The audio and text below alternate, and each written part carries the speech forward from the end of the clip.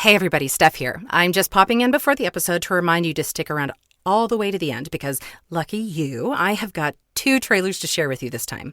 The first trailer is for a show called The Chronicles of Wild Hollow. It's an award-winning musical audio drama.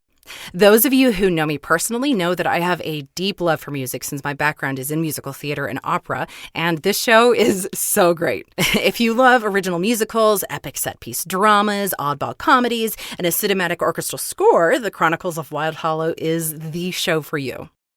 Our second trailer is from Dungeons and Drimbus, a podcast in which professional actors play unprofessional D&D characters. Professionally. They use traditional D&D mechanics to tackle non-traditional scenarios and oftentimes find themselves in quite sticky, ridiculous situations. If you're a fan of Critical Role or The Adventure Zone, you'll definitely have a good time listening to Dungeons and Drimbus. Again, make sure you listen all the way to the end to hear both of those trailers. And without further ado, enjoy the 3rd episode of SPECTRE, A Way In. SPECTRE is intended for mature audiences. Listener discretion is advised.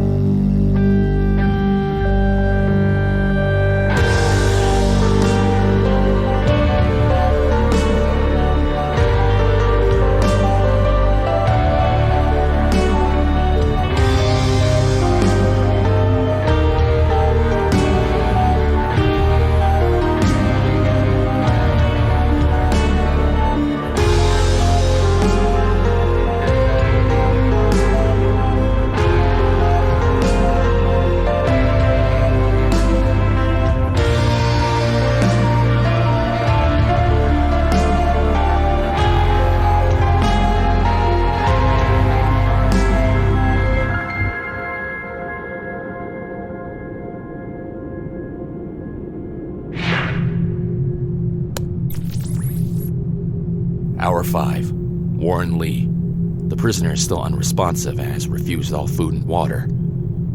Atta finished her most recent session with him 26 minutes ago, and he's been sitting silently in his chair ever since she left. I'm going back in to reason with him. Since normal strong-arm tactics aren't working, the plan is to bargain and offer potential release if the proper, truthful information is communicated. Going in now.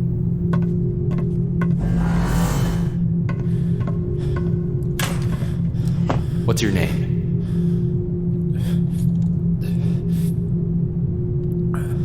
You and I both know this would be a lot easier if you talked.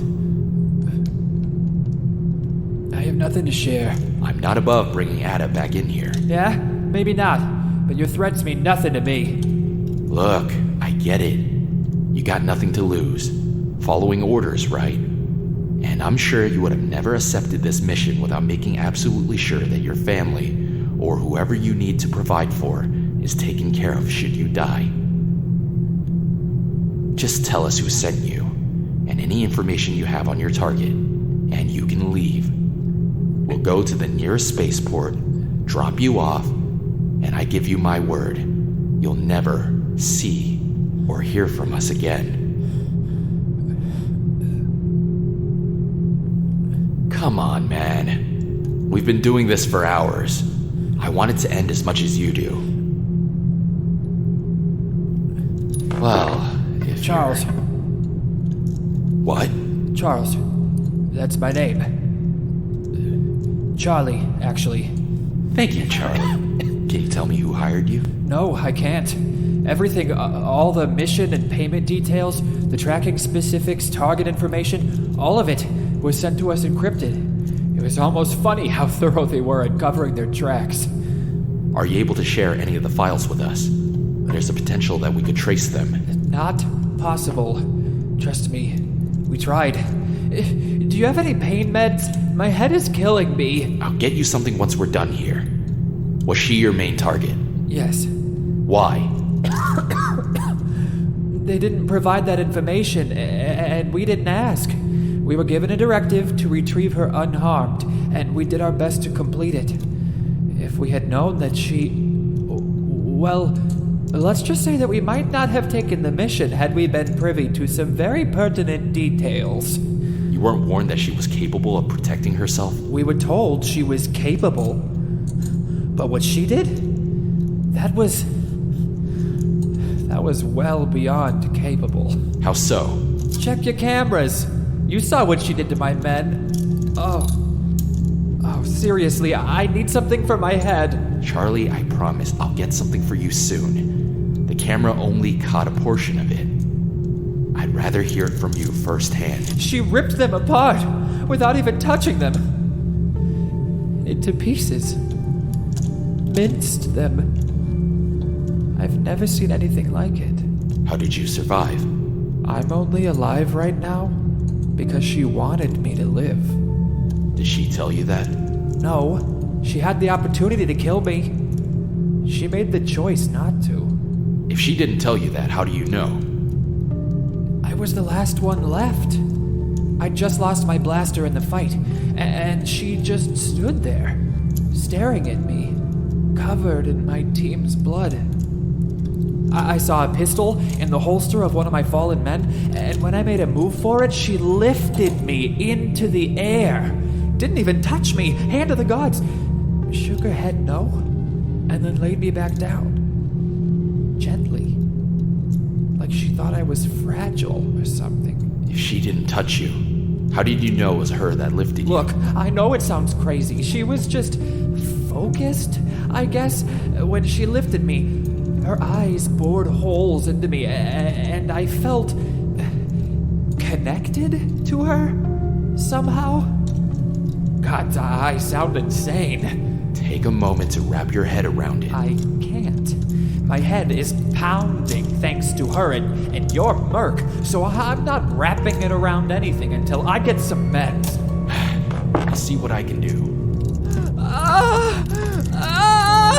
Charlie, what's wrong? Garyn, bring, now!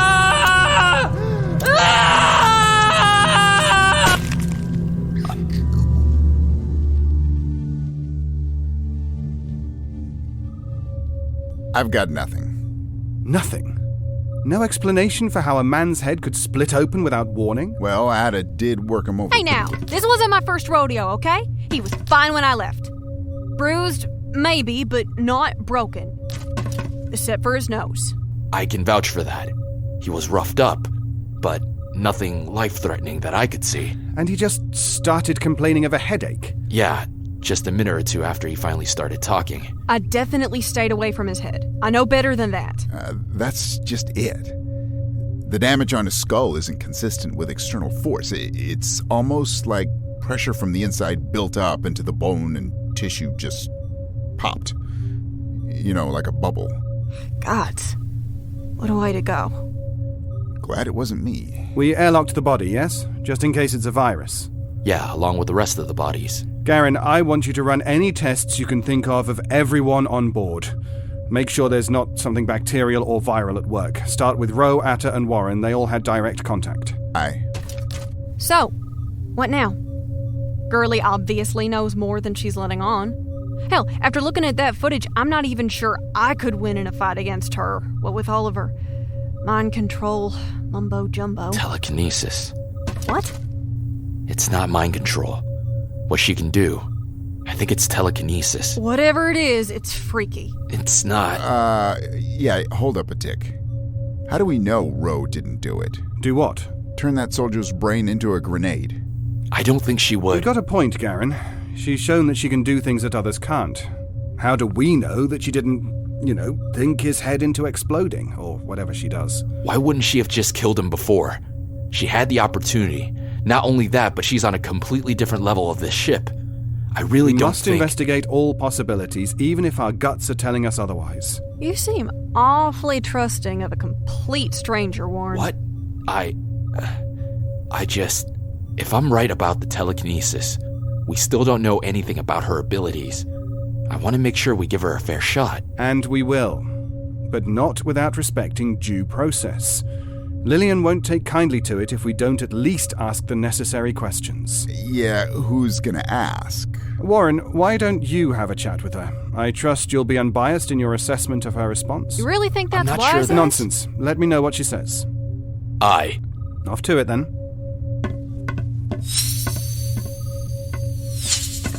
He's compromised.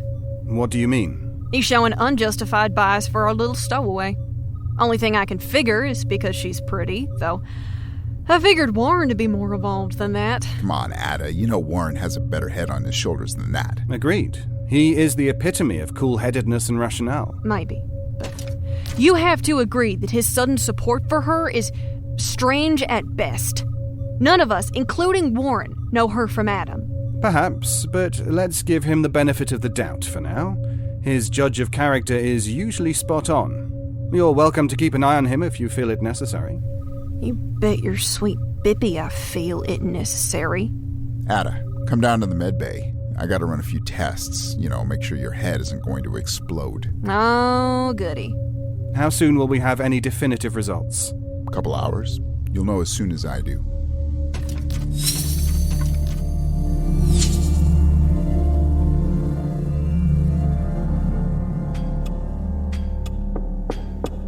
Come in. Cicely, what do you have for me? Not much, but at least it's something. The ping we were investigating out in the Bantham sector was a dead end. There was a small station on a nearby planet, but no one there had seen anything. Hadn't had any visiting ships in weeks. The entire sector is a wasteland to begin with, so we were lucky to find anyone at the station at all. What else? We got another ping. This one was even further away, but some actual data came through with it. Not a ton or anything, but if it's accurate, her vitals looked good.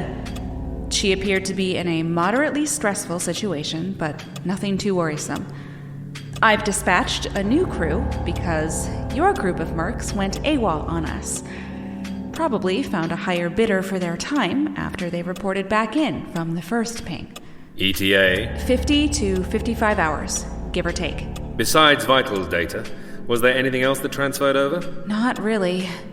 Just some random fragments, but nothing that can really be pieced together to make any sense. Keep it all, just in case more comes through. We've dedicated a few servers to house and back up everything, and we're scanning every 30 minutes. Up it to every 10 and partition other servers if needed. And I want someone monitoring the files around the clock. A data analyst, preferably, so they can stitch the fragments together. Okay. We'll need to allocate a resource for that because we don't currently have the bandwidth. Consider yourself allocated. I don't mean to be the negative Nelly here, but I do have a lot of duties that I can't drop just because Rho is a priority. Delegate your other responsibilities to the rest of the team.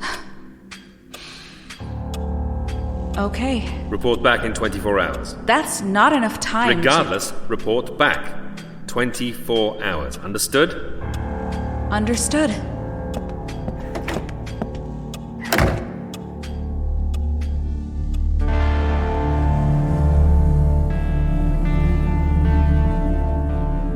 You think it was me? No, it's not that. Then what is it? We have to eliminate that as an option. And how do you expect him to prove that I didn't turn a man's head into mush with my mind? I don't know. Great. Just fantastic. Give me something to go with, Rho. I believe you, I do. But you have to help me out so I can convince the others. Who, Atta? She's had it out for me since I came on board. Yes, Atta. But Edward as well. And Lillian. And everyone else. They went out of their way to make a space for you on board. And now their trust is broken.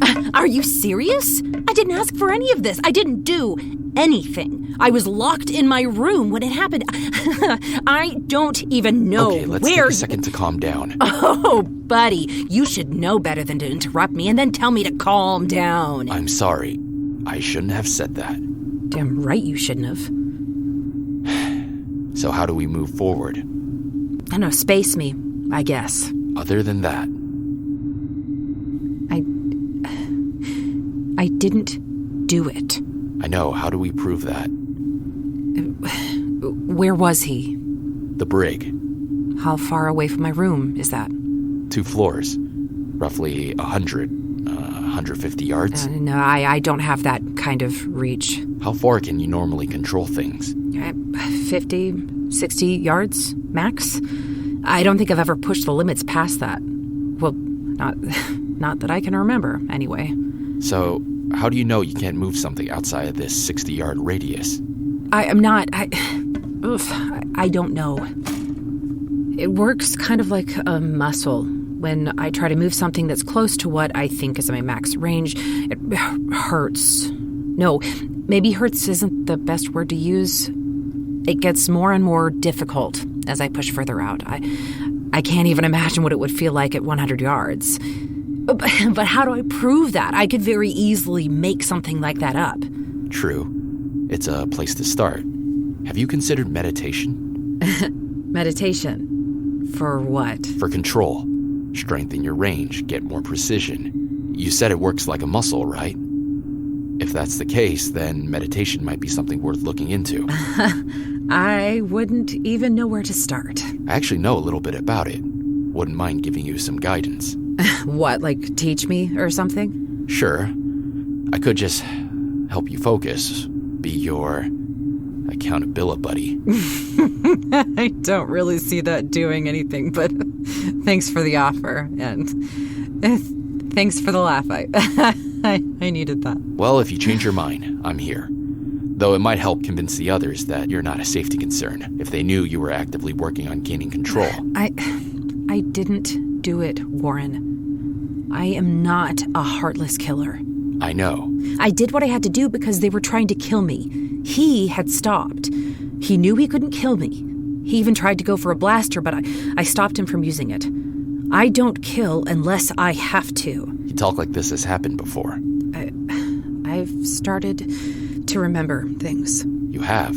Since when? A few days or so. And I think Lillian might be right. She said that I'm former military or something, and I keep getting these flashes, little snippets. Memories. Some of them are from the facility I escaped from, but in others, these are the ones that are fuzziest. I'm wearing a uniform. Fighting, I think. It all feels very tactical, strategic. Are you with anyone? If I am, they're vague shapes. Nothing definite.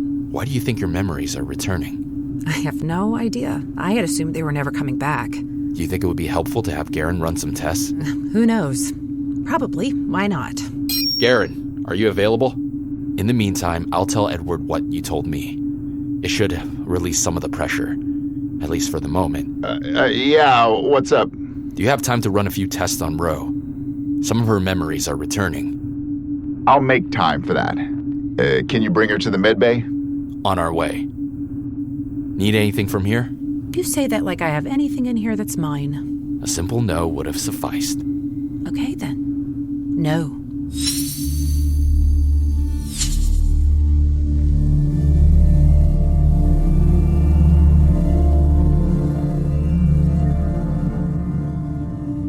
So, the memories are partial? For the most part, yes. 1 or 2 of them are more complete than the rest. And how have they been returning? All at once? You know, like in batches, or gradually, one at a time? It's not consistent. They started coming back as dreams. Every night for the past few days, I'd wake up with 2 to 3 new memories. Now, little things trigger them. A specific view, like looking out of the porthole in my room, or the feeling of the synthetic cotton of my sheets. Kind of like deja vu. You said that a couple of them were more solid, fully fleshed out memories, so could you walk me through one of those? They're kind of personal.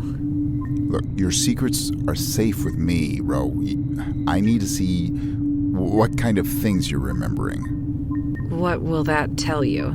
It would tell me, or at least help me understand why you're remembering some things and not others. You know, it may even lead you to more memories as you try to recount the ones that you do remember. It might help to close your eyes, reimagine it. Okay. The clearest one was from when I was a teenager. possibly young adult. I'm with my parents, and we're all outside. I'm not sure where we are, but there's grass and trees everywhere, and I feel comfortable, as if I've been there a lot. It feels like a familiar place. Are your parents very clear to you? As if I saw them this morning. I look like my dad. No, father. Dad feels weird. You're not sure what you called him? No, it's fuzzy. I thought you had all of your memories from your childhood. I mean, yes and no. There isn't some clear-cut line of where the memory loss starts, and there's no real way for me to verify it. So sometimes I find little holes, even as far back as my earliest memories. Things that, objectively, I should know. Interesting. Okay, tell me what you remember about your father. What does he look like in the memory that you recovered? What's he wearing? He's really tall, dark hair, and he's wearing a uniform. I think he was pretty high-ranking in the military. Yeah, I probably followed in his footsteps. And your mother? She looks kind. She's holding my hand, leading me forward. It feels warm and normal.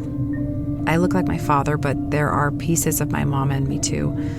Like my hair and the color of my eyes. Father's were brown, but Mom's are a really light blue, like the clearest ocean you've ever seen. Mine aren't nearly that light, obviously, but it's close enough. You said there was lots of grass and nature around you. Or are you in a park? Could be. My range of vision is limited, but I don't see any buildings. What are you doing there? We're just walking around, talking, playing, dancing, having fun. I feel like a picnic was involved, maybe? It might have been a celebration. Maybe my induction into the military. But in this moment, you're just spending time with one another, right? Yes. Does anything else happen? Not really. I'm just really happy. And for some reason, that happiness makes me feel low. I'm not sure why. The feeling is surprisingly bittersweet. What about the other memory? The other one? You said there were a couple of memories, right? Oh, I did, didn't I? Would you like to tell me about it? You know, like is a very strong word. I'd like to hear about it. Well, I guess that means I have to tell you about it then, doesn't it? No, you don't have to tell me anything you don't want to, Rho. I'm older in this memory. Younger than right now, obviously, but definitely an adult. I feel like maybe it's from a few years ago. Where are you? I'm in a dark room. Are you familiar with this room? Yes, it's my berth. I'm on another ship. What ship? I don't know. What are you doing? See, this is why I didn't want to share this one with you. Well, if you're uncomfortable, we can stop. Pretty sure I'm having sex. How do you know that? Really, Garyn? Fine. So someone else is with you? Yes. Tell me about them. That's the weird part. Everything in this memory is as clear as day, but the person with me is this gray amoeba. I can't make out any details at all. Can you hear anything? Just heavy breathing and one other thing. Which is? They're telling me they love me. How does it make you feel? Elated. Almost drunk on happiness. Oh, so this is a good memory. You would think so. Except... Except what? It's the same as before. There's a bittersweet tinge to it. I'm not sure, but I have a feeling that this relationship ended badly. Why's that? I don't know. It's just a feeling. Okay, try to probe a little bit. If you focus on the features of the person with you, can you make any of them out? I'm not sure. Rho, are you feeling? Oh, I can see their hands. No, his hands.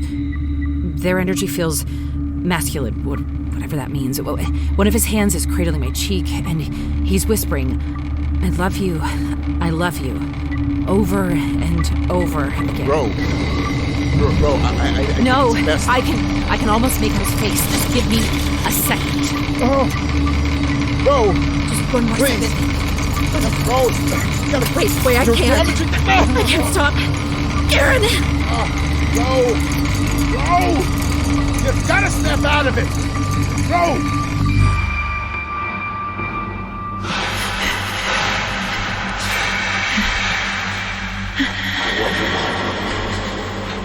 I love you.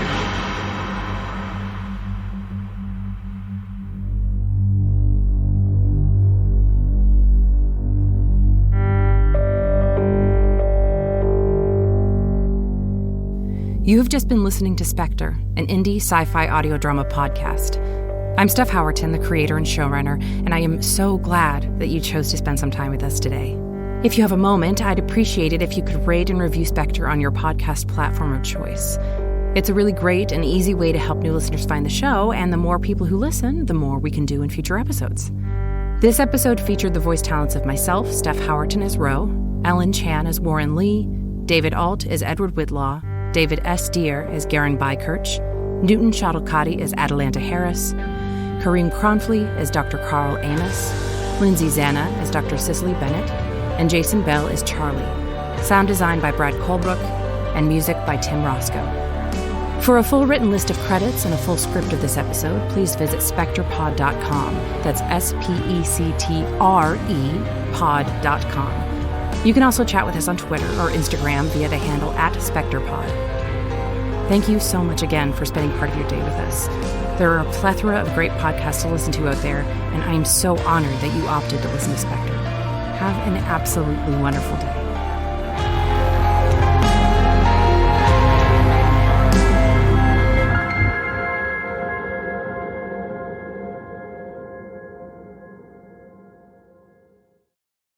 Once upon a time, there was an ocean. The smuggler. I've heard about you. You're a long way from home again, Miss Grey. You are charged with treason against the pirate code. I've had enough of this. Throw her overboard! Not until I've seen the captain. Sickness! Exactly. He has a sickness. Only Payan's kiss can save him now. We must be wary of sea magics. Tales of fishwives. Press on. We could just leave. That's always an option. Journey you must to the stupid woods. Oh, hello there. Yes, I am Stuart. The name's Reggie. It is what it is, Kane. A new barnacle, you know. The trio began paddling in the direction of Wild Hollow. Artemis! Here we go then. The Chronicles of Wild Hollow, the Grey Trilogy. Streaming now wherever you get your podcasts. Set sail on a brand new adventure.